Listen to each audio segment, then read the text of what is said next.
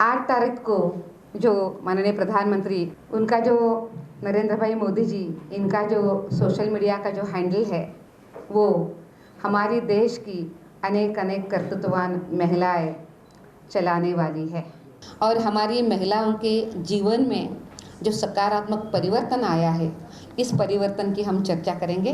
देश में हमारे सभी करीबन 800 सवा 800 जिलों में जितने भी मंडल हैं उन सभी मंडल स्थानों पर ये कार्यक्रम होगा। इसी कार्यक्रम में जो राष्ट्रीय स्तर पे, प्रदेश स्तर पे, जिला स्तर पे और मंडल स्तर पे वहाँ की जो महिलाएं हैं जिन्होंने कुछ अचीवमेंट किया है या समाज उपयोगी जो वो काम कर रही है पर कभी सामने नहीं आई है, ये सभी भारत की लक्ष्मी है।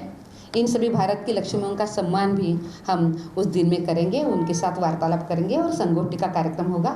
इस तरह से संगठन ने भी अभी ये इंटरनेशनल महिला दिवस जो है इस तरह से मनाने का हमने तय किया है।